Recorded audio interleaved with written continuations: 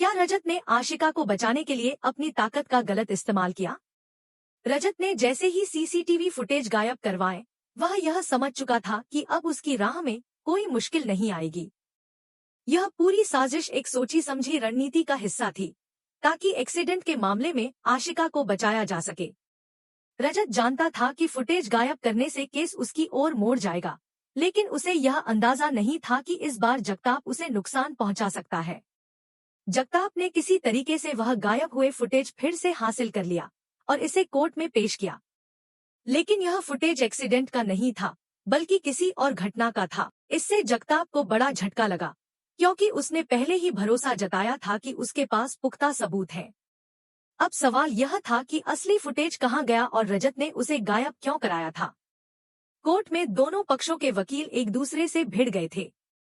रजत और उसके वकील यह साबित करने की कोशिश कर रहे थे कि आशिका निर्दोष थी, वहीं जगताप और उसके वकील यह साबित करने की कोशिश कर रहे थे कि आशिका ही एक्सीडेंट की जिम्मेदार थी।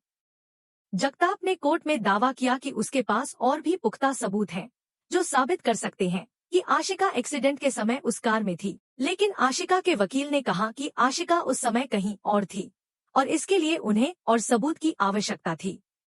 इस बीच रजत ने कोर्ट में यह दावा किया कि एक्सीडेंट के दिन वह पूरे दिन आशिका के साथ था, इसलिए आशिका एक्सीडेंट नहीं कर सकती।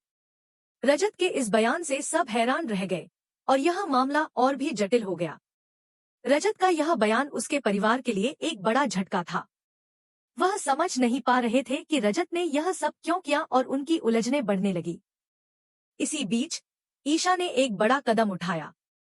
उसने फैसला किया कि वह इस केस को खत्म करवा देगी ताकि रिश्तों को और ज्यादा नुकसान न हो। उसने यह योजना बनाई कि वह कोर्ट में यह बयान देगी कि एक्सीडेंट के दिन उसने गलती से गलत दवाई खा ली थी, जिसके कारण उसका सिर घूमने लगा था और वह गाड़ी के सामने आ गई थी।